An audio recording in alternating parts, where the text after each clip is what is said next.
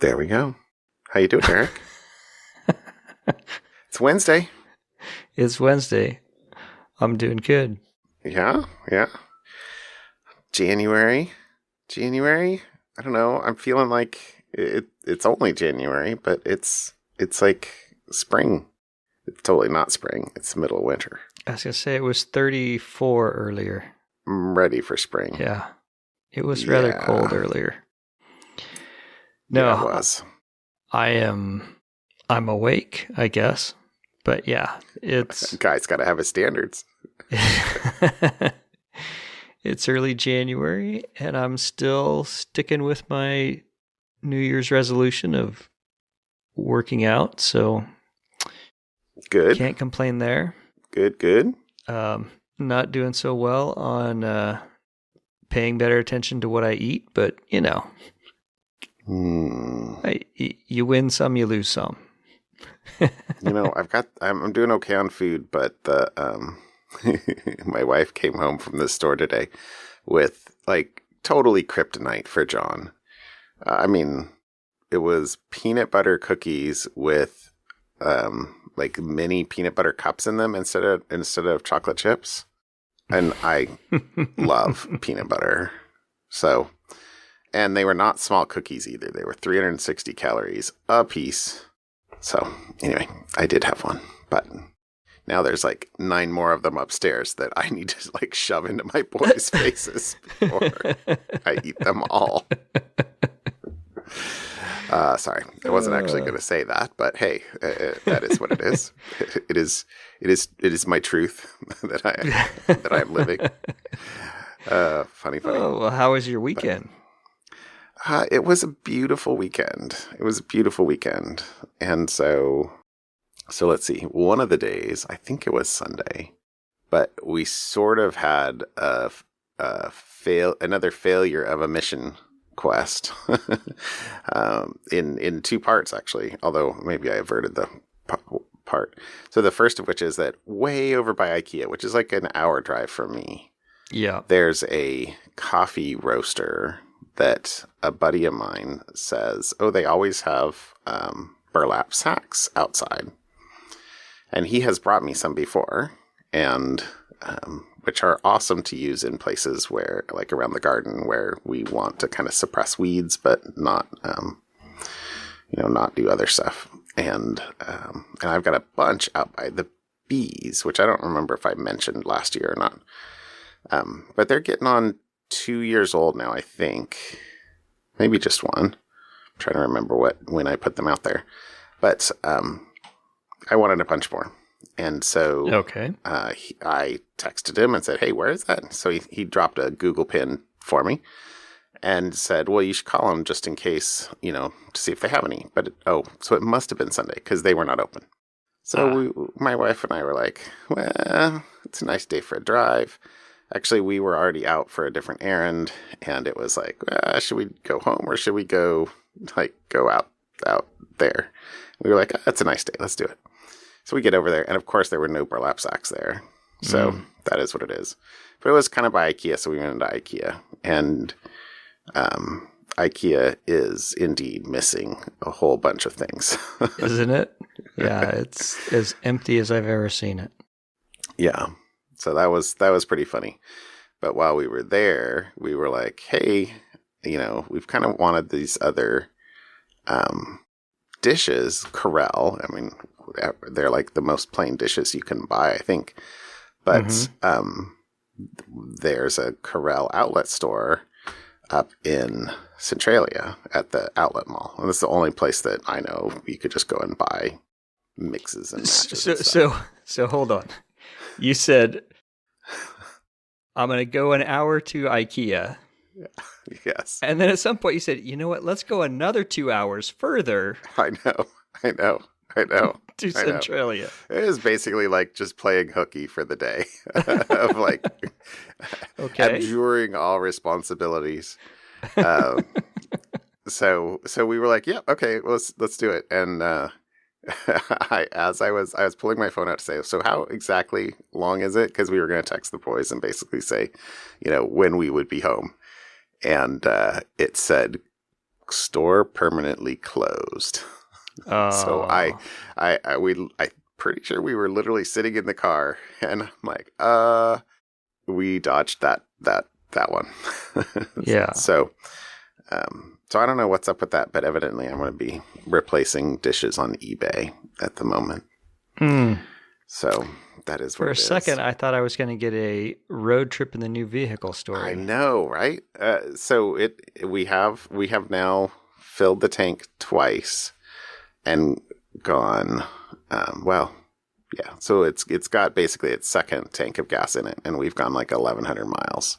Mm-hmm. So with whatever they did at first, so I think we got 600 or 700 miles on the tank that we filled it. Nice. Which was nice. Yeah, it was. I think we averaged just under 100 miles per gallon for that first tank. Not too shabby. Which is not too awful. So anyway, yeah. So far, so good. Happy with it so far. Nice. And we have not taken on a road trip, which, since the battery really only lasts like 30 miles, would totally kill our long-term gas mileage. Right. But that is what it is. So anyway, that was the one fun thing. I guess the other thing that I'm frustrated about this weekend was I had some just minor things I needed to do with the chainsaw, kind of taking down some trees that have fallen and buck them up, and neither of my chainsaws would stay working. I don't know what. So I was super frustrated. I'm like, all right, fine. I'm going to go get the other chainsaw. All right, fine. So I went through two. I might have a problem. I actually realize I have 4 chainsaws now. I did not go down to the small one or the battery operated one. The nice thing about the battery one is that there's no motor or there's no engine to not start. Right. But anyway, that was pretty funny. I had the boys come out, help me. I'm like, it'll just take us like 10 minutes. It was like an hour and a half later. Anyway, but I was really glad I did, because otherwise I would have been doing all of that myself. So, and mini hands make slightly lighter work. Maybe. I don't know. Anyway, but it was good to be outside. Yeah, anyway, that was too much about my weekend. How about you? Anything fun this weekend? Well, as you said, it was a very nice weekend. And yes. My wife was out of town, and so it was just me and the boy. And for Christmas, we had got him a camera. I think I mentioned that. And he wanted to go take pictures. And there was this lookout, a viewpoint out in Sandy, so if you've ever seen pictures of Mount Hood with, the beautiful, trees in the foreground and then kind of Mount Hood floating in the background, it was probably taken from Johns Rood viewpoint in Sandy, Oregon. So it's up towards, it's just beautiful. No fog this time. No fog this week. No fog this week. So yeah, we could see the mountain. It was clear days, blue skies, and he wanted to take pictures. He's kind of getting into nature photography. So we get out there. There are 6 parking spots total. I thought this viewpoint was going to be some, 20 or 30 park. It's like a viewpoint you would see along the freeway where, there's a handful like a of parking small spots. Pullout. Yeah, it's a small pullout along the side of the road. On the other side of the street, houses, and then it's kind of on this edge of this cliff, this viewpoint. Huh. So we go to the viewpoint, take all these pictures. He was very excited. We took a bunch of pictures. Gorgeous day to do it. And then we got going and went to, in Sandy, Oregon, there is a place called, is it Joe's Donuts? Have you heard of Joe's Donuts? It is a total hole-in-the-wall donut place. But they are the absolute best donuts. Really? I think I've ever had anywhere. They're homemade, and you go inside this kind of one-off little building, and you said burlap sacks of coffee beans. This one had burlap sacks of not burlap, but sacks of sugar and sacks of flour and whatever else, donut making stuff. All inside, just kind of along the walls, and it was. But yeah, so we got some donuts. I want a donut now. I got a custard filled with banana coconut topping, frosting. Oh my gosh. On top. And my boy got a cherry fritter and a blueberry old fashioned. And I also love old-fashioned got donuts. A lemon filled. Anyways, yeah. 4 donuts. I think 4 donuts, I think it was $5. So, oh, wow. Huh. Anyways, if you ever not end like up in the Sandy, place on the beach we go where we're like, yeah, it's $5 a donut. Yeah. I mean, they're big donuts, but yeah, if you're ever heading up to Mount Hood and you roll through Sandy, the road splits. It becomes one way through the middle of town on each side. On the heading towards Mount Hood side, right before the road merges back on the opposite side of town, on the right hand side, there's a little place. God, I sure hope it's right. I'm right. It's Joe's Donuts. I just know the location. I don't remember. Anyways, Sandy's not big enough. Donuts No. and Sandy is probably. So we went to Joe's Donuts, and then it was still early in the day. I'm like, well, now what do you want to do? So we ended up going to Multnomah Falls, and along the road as you're driving, it says, the Multnomah Falls exit is closed, but if it's closed going eastbound, usually the westbound direction is open because they're trying to limit traffic and slow down traffic. So we took the old road, went down the old road, went by a few of the other falls, then turned around and came back down the freeway and then parked. And then he went and got some really cool pictures of Multnomah Falls. Very cool. And there's some nice hikes there, yes, for photography. Yeah. So it was a great. I have spent a lot of time talking about how great fun we had, just kind of driving around and taking pictures and hanging out. And in January, yes, it feels like we always get this. It seems like we get a break of like a week or so where the weather teases us, and it's like, yeah, this is going to be nice, and then we'll get another month of rain. It definitely wasn't warm, but it was not rainy and overcast. It was a beautiful blue sky day. And we actually ended up taking one of his pictures, and I was teaching him how to use Pixelmator. And we sent it off to get a poster from Walgreens. So we now have a poster that's now hanging up on the wall of one of his pictures he took. So. Oh, very nice. That's exciting. Good fun for the weekend. Good fun. Good fun. Yeah. That's awesome. All right. Well, we should get into topics and such. I didn't throw anything in follow up this week. I saw some more Log4j stuff and skipped it. And then I saw some more cryptocurrency stuff and I skipped it. Yeah, and I saw some Ukraine stuff and skipped it because I don't know enough, and it's so treacherous, let's say. So, yeah, it is what it is. Well, what topics did you bring me today? So, one of the things that I saw that I was excited about, and we haven't talked about much lately, is two-factor authentication bits. Absolutely. So, as an engineer, you are aware of what GitHub is. I am. Software engineer. GitHub, source code, yes. Source control, very important. Incredibly. GitHub also, I don't know if you are aware or not, has a mobile app. I have not ever used their mobile app. So, and it's mostly for management of your repos. Like if you're going to answer issues or add comments to pull requests or things like that, you can actually edit code in the mobile app. as recommend against someone it. who for many years used VI as his main development editor, that sounds like the most painful programming I've ever heard of. It is not as easy as other things. Now, if you were doing it on your iPad with a keyboard, maybe. Yeah, right? yeah. But anyway, so they have a mobile app. Upcoming, I just checked my GitHub mobile app to see if it was available on mine, and either mine hasn't updated yet or I haven't got the update yet. But GitHub is now enabling two-factor authentication through their mobile apps.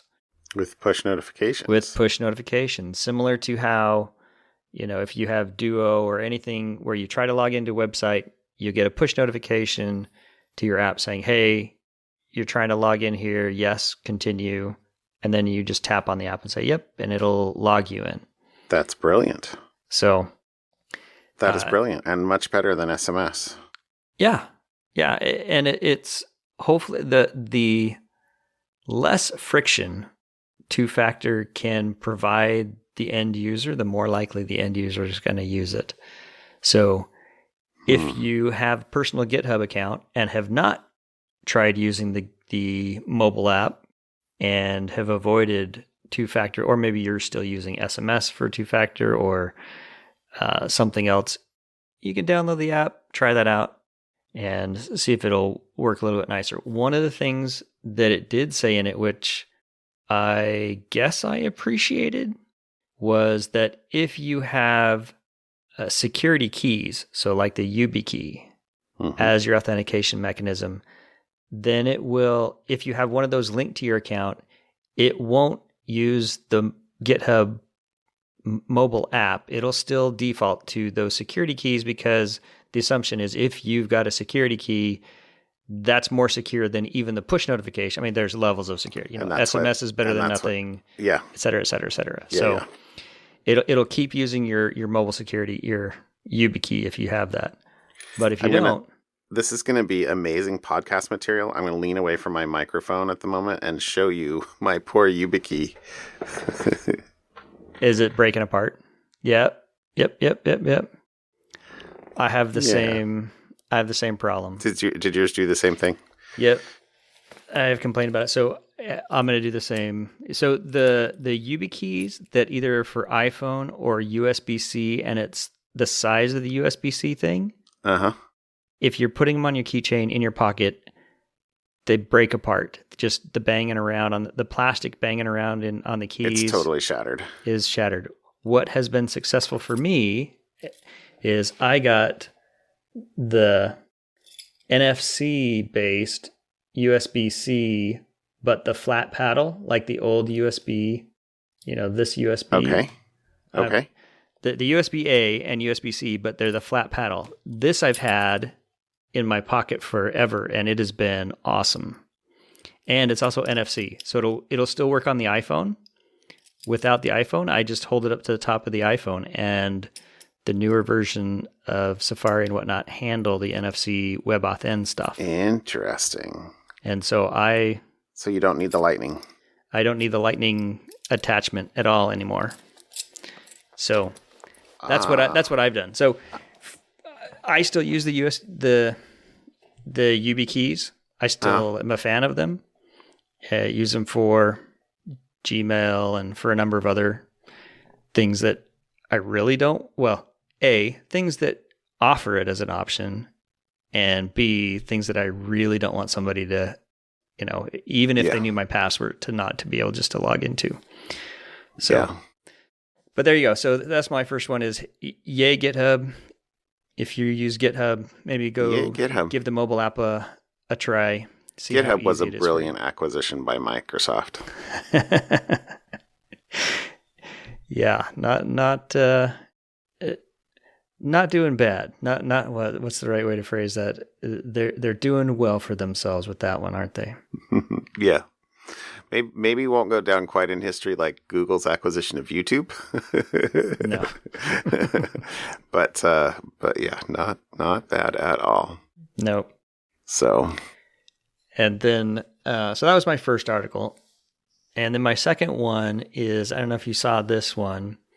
but I did not. there was a discovery of a 12-year-old bug that can grant privilege escalation, guaranteed privilege escalation on every major Linux distribution. Oh, sad trombone. Yeah. And, the researchers that found it and first started talking about it said, but we're not going to release the source code. And then, of course, shortly thereafter, someone else had released source code. So in the article, it's an Ars Technica article we'll link. There is a link to a very small C file that you can compile and give yourself escalated privileges. And the place where it's used is something I hadn't actually heard of, but it's PolKit or Policy Kit, PK exec. And what PK exec is used for is allows the system to handle policies for unprivileged processes to communicate with privileged processes on the Linux system. So there's a tool as part of that application that allows a user to execute a command as another user according to the policy kit using the setUID feature. Mm-hmm. So the short fix, all the major Linux OSs have patched it. So if you update your Red Hat, Ubuntu, CentOS, whatever, whatever OS you use, if you update it, you'll have a fix for this. But the interim fix, if you want to, is just to go do a chmod of 755 on the PK exec and get rid of the setUID bit from its permissions. So, but there you go. The lesson there is this has been around for 12 years. And if you read through the article, there's people who said they reported the issue like in 2013, but couldn't figure out a way to take advantage of it. They call it out as, hey, this is a problem, but couldn't figure out a way to take advantage of it. And so it just kind of went by the wayside. And now someone has figured out how to actually take advantage of the code to get themselves root on your machine. Huh. So, wow. Anyways, there you go. That's my all right, patch. Second article. Patch and code just because it's old or just because it's been around or just because it's open source and has lots of eyeballs on it doesn't mean it's not possible to have, very damaging defects. I didn't look your monthly reminder. Yeah. Hourly. I did not actually see this. And so I will have to check and make sure that our some infrastructure work has been patched. Okay. So there you go. Okay. Good stuff. Good stuff. That's a nice set of that's a nice pair of articles, Eric. All right. I have two there. So the first one is I got this link off of Bruce Schneier's blog, but it's to a Citizen Lab evaluation of the 2022 Winter Olympics app. So Winter Olympics starts in a week or so, February 4th. And, I haven't seen that much stuff about it yet, but I have seen that they're going to be doing a lot of isolation, contact tracing, and keeping them in the bubble. Although I think there already have been a couple of positive test cases. Oh, and everybody's getting tested every day.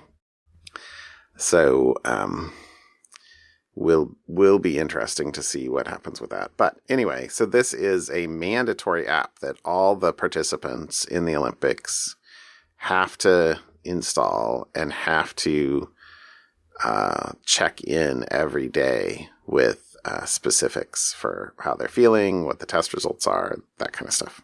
Right.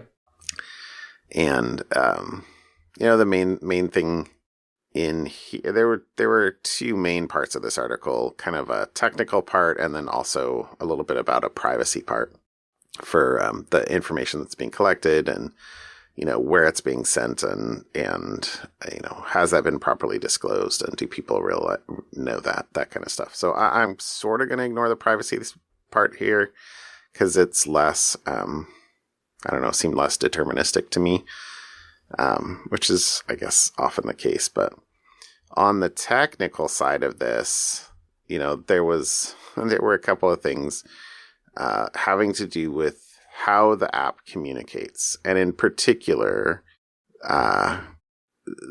two issues. The first of which is that they're not doing any SSL validation. So they use SSL in most, not all, most parts of the app, but you can man in the middle them.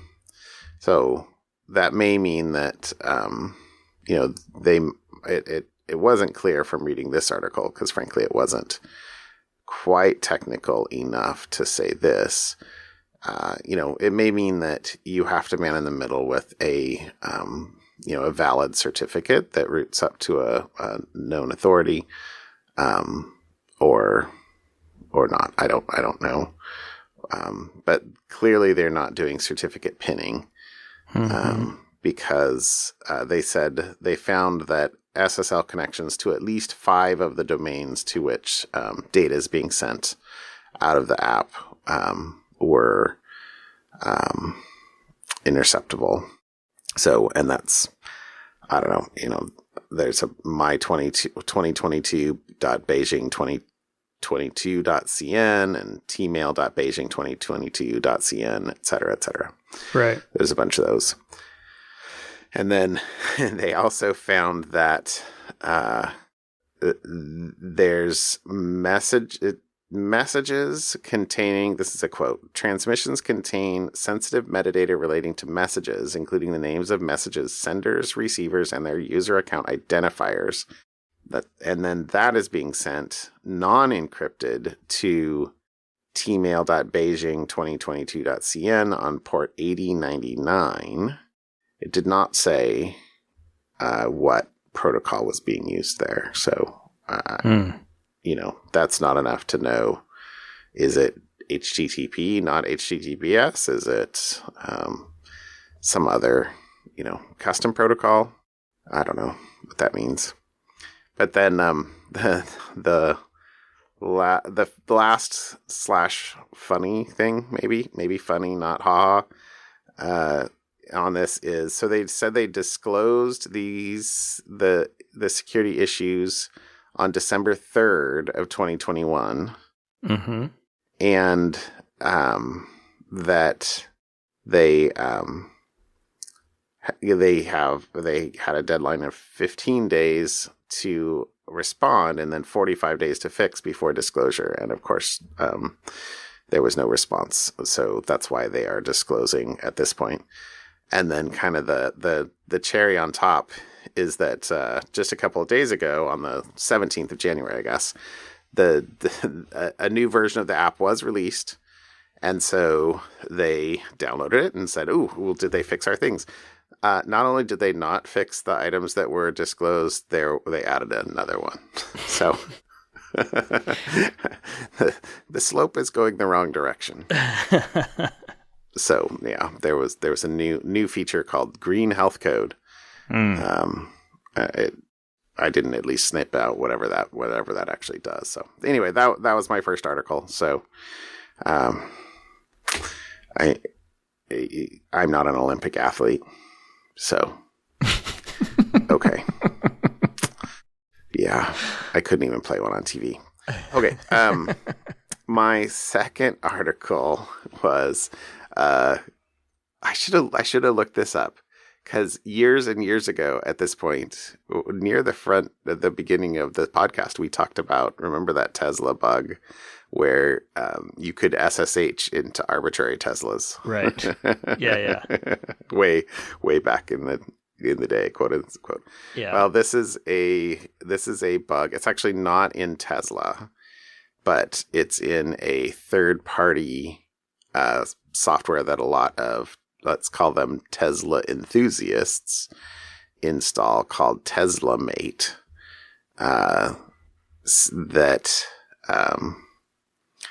Evidently, and I didn't realize this. So do you hack your Tesla to add this thing, or is this a supported-ish thing? It sounds as if there's a way to get an API key. So it sounds like if you have a test, so obviously you and I are both speaking from positions of ignorance here in terms of how to manage our non-existent Teslas. But it sounds as if the Teslas have an API and that you, as part of your account, you can get an API key for your Tesla.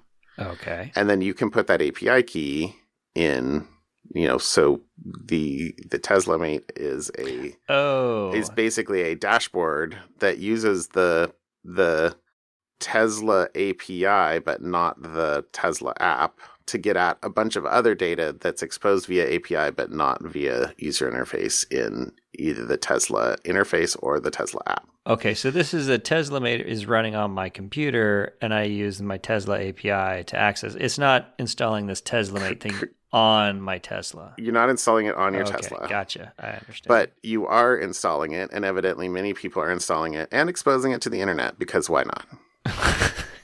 And then, if you have used Shodan, presumably, to find these installs of Teslamate, there's also a defect where in Teslamate where you could extract the API key. So it's not only an app; it's a web server.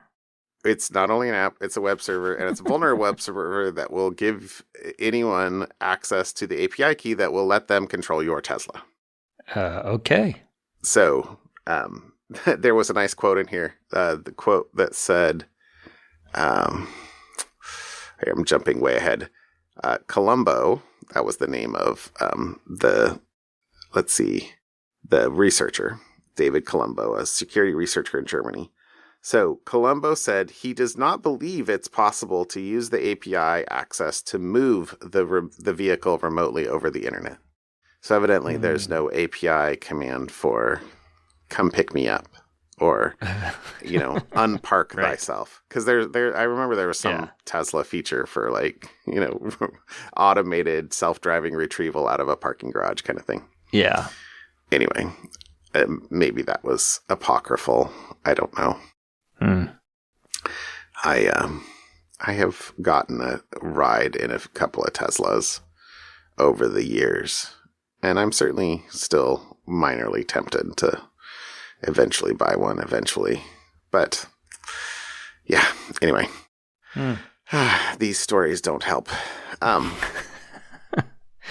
Well, you wouldn't install this Teslamate thing. Actually, and put it I totally on the internet. would. I totally would install it. I just wouldn't expose it to the internet. So, all right. So I'm totally thrown off of my notes here. So I'm trying to figure out what I haven't said. So the funny thing about this is, so this security researcher, David Colombo, said he had full remote control of more than 25 Teslas. So, was able to see, but was struggling to disclose the issue to the affected Tesla owners without making the details public. So that was kind of the stymied or the morass that he was in. Just put a pop-up on their, panel. That's what I did to my neighbors who had their printers. Just print out a page. I did. I just printed out a page. Go disable this feature unless you really want to have me print onto your printer. All right. Yeah. Okay. Clearly, so it was fixed. I'm trying to remember. I don't think I copied out like how he got it. He wound up disclosing it. I think he got it disclosed to Tesla, and Tesla kind of proxied that. But it said that he, let's see, what is this? Oh, so Teslamate is free to download logging software that allows Tesla owners to connect to their vehicles and access their cars' otherwise hidden data, energy consumption, location history, driving statistics, and other granular data for troubleshooting and diagnosing problems. OBD2 for Tesla. Yeah, exactly. So he said that with a Tesla owner in Ireland and the exposed API key, Colombo said he could remotely access some features of the car, such as unlocking the doors and windows, honking the horn, starting keyless driving, which he verified with one Tesla owner in Ireland, and could access the data inside, such as the car's location, recent driving routes, and where it's parked. Anyway, so the last little bit about this is, so it's been fixed. So after privately reporting the vulnerabilities, Teslamate pushed a software fix. It says Teslamate pushed a software fix that users have to manually install to prevent access. So those are never great for getting wide distribution. But then the final thing that I pulled out of this is that Tesla revoked thousands of drivers' API keys, potentially indicating the issue may have been more widespread than initially thought. Or just out of an abundance of caution. I don't know. My guess would be abundance of caution. Yeah. It's probably really easy to, get a new security key. Very damaging, if you're reputation-wise, had that really broken out or something bad happened. If you're a customer who knows, I want an API key, you probably have no problem having it revoked and having to get a new one. Sure, I would hope so. Anyway, so those are my two. Okay. Kind of fun. Fun. Well, how about something fun for real? Fun. So this is actually an article that JR dropped in our Slack. This one is a Wired article, and it's about I read this. A guy who builds chips in his parents' garage. So when he was in high school, this is so awesome. He thought, hey, I should see if I can actually build a chip. So 1970s technology he's kind of doing. Because today, when you think of chips, it's like these multi-billion-dollar fabs that Intel or Apple or, Taiwan Semiconductor, companies with massive budgets are building these chips. Not this, high schooler in garage. No, but apparently this guy has kind of as a hobby started doing this, and he had some people in the chip industry kind of because he started a blog and some YouTube videos, and he had people in the chip industry telling me, "Yeah, not going to happen, impossible. What you're never going to make it." And so the one of the quotes I pulled out here in the article is, computer chip fabrication is sometimes described as the world's most difficult and precise manufacturing process. When Ziluf, that's the kid, he's 22, I guess now, started blogging about his goals for the project, some industry expert emailed him to tell him it was impossible. The reason for doing it was honestly because I thought it would be funny, he says. Because at the time he was still in high school. This is exactly the type of attitude. I'll show you. That's right. I love it. I wanted to make a statement that we should be more careful when we hear that something's impossible. Success. And so it's not like he's just wire wrapping and creating things. He's creating like circuits. Real tiny circuits and real tiny chips down to, not 5 nanometers, 7 nanometers, but down to the 300 nanometer, right? So he's still getting the stuff really small. Anyways, some of the fun things I found in the article was, you know, he is going online on eBay and buying up old chip manufacturing equipment from the 1970s and 80s. And so, for example, he found a broken electron microscope that cost $250,000 in the early 90s. He bought it for $1,000 and repaired it.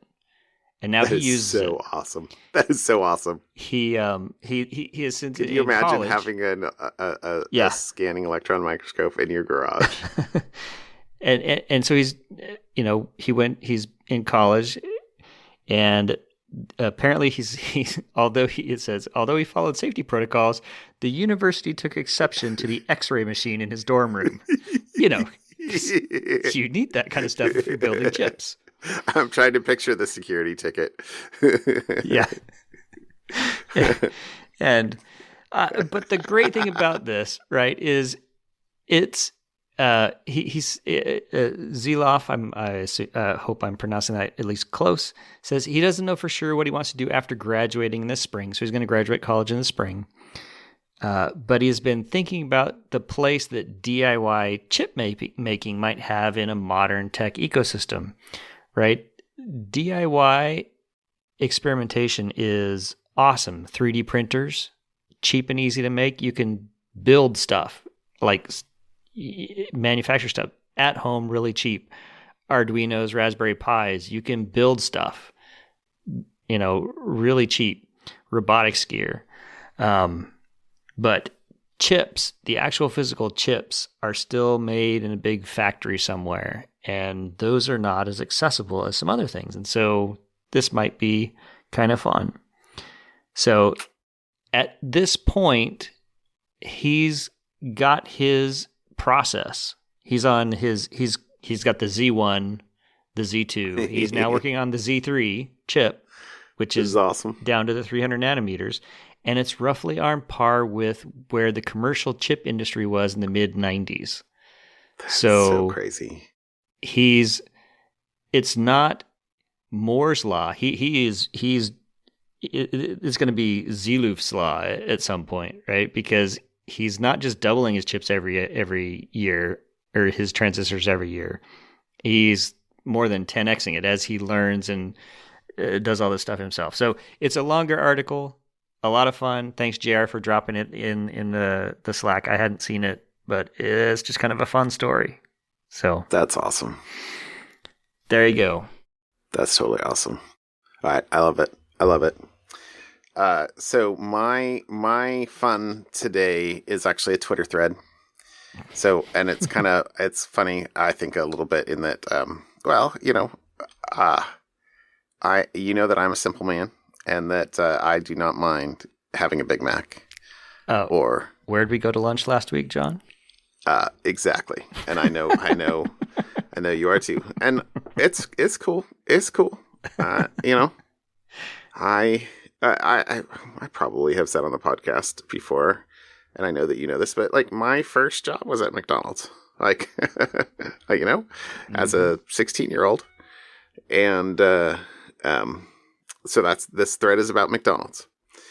And so did we go to a restaurant last week, or did we go to a real estate company? That's what the thread's about. So did we have lunch at a real estate company, or did we have lunch at a restaurant? Exactly. They're also a sometimes pork arbitrager. I don't know. McRibs. So it says McDonald's. So this is a Twitter thread from Chung T Fan. McDonald's is often called a real estate company dressed up as a fast food chain. So McDonald's real estate holding is worth $42 billion, and 35% of its $20 billion in revenue is from franchisees paying rents. So not a bad gig. This is not a bad gig if you can make it happen. I mean, I don't know that McDonald's franchisees are particularly, weeping on the way to the bank, but sure. So most people, well, maybe not most people these days, I don't know, have heard of Ray Kroc, who was the guy that basically took the concept of the burgers from the McDonald's brothers and, turned it into a franchise. But it was Harry J. Sonneborn, who was McDonald's president from 1955 to 67, who created the lucrative real estate model for the fast food chain. So the problem was that Kroc charged a franchise fee, had royalty payments, and sold the franchisees marked up supplies, but they didn't have a way to enforce that they followed the guidelines or the dictates that the parent company wanted them to do, right? You could have unruly franchisees. Right. And so what Sonneborn did is they would buy property and then lease the property to franchisees, but with the clause in the contract that if the franchisees ignored the McDonald's guidance, they broke the lease and they basically would lose their store. Ah. So it was both carrot and stick. Lower entry cost, more ongoing cost, but then more control for the central company. So Sonneborn actually told, and I didn't have a date on this quote, but there was a quote. It says Sonneborn would tell Wall Street investors that, quote, "We are not basically in the food business. We are in the real estate business. The only reason we sell 15-cent burgers is because they are the greatest producer of revenue from which our tenants can pay us rent." So, I mean, the 15-cent burgers should indicate about when that quote was, but I'm assuming late 60s or early 70s. Right. It says in 2020, McDonald's made $10.7 billion in revenue from franchisees, and rent was 64% of that. And that the rent is 35% of total revenue. So 2 other facts about money facts here. So it says at the individual level, 8 to 15% of franchisee sales go to rent. So pretty substantial. And that the franchise model is much more profitable for McDonald's because they have a 79% operating margin on the franchisees where they're renting this or leasing the property as well, versus 14% margin for company-owned stores that they run themselves. So 79% versus 14%.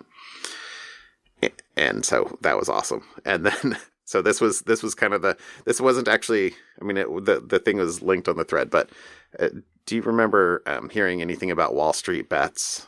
Reddit, Wall Street bets from last year, the pump and dump GameStop. of the GameStop stock, everything else. So here's a quote.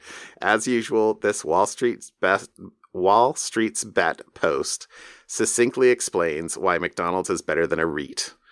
REIT is a real estate investment trust, which is basically a way that you can hire. Right. You can basically invest, but instead of investing in stocks, you invest in property, but not by buying individual properties, but by buying a fund.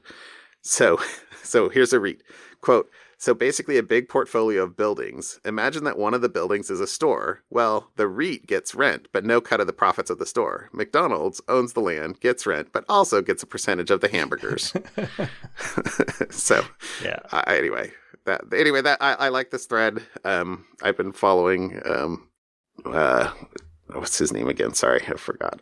Chung T Fan for a while, and once or twice a week he throws out good threads on business and investing and stuff like that. But I thought the McDonald's one would kind of hit your and my theme, and it's funny. It's funny because it's true. Are we doing lunch tomorrow? Maybe. I have to look at my calendar. Kind of want a burger now. We'll have to see. All right, dude. Anyway. That is fun. I do like kind of those types of articles where what you thought you knew about McDonald's probably is not accurate. Right. It's not what everybody thinks. Not what everybody thinks. Anyway, it's good stuff. All right. Yeah. I will talk to you later. Yep. I will see you next week. All right. Have a good night, Eric. You too. Bye. Bye.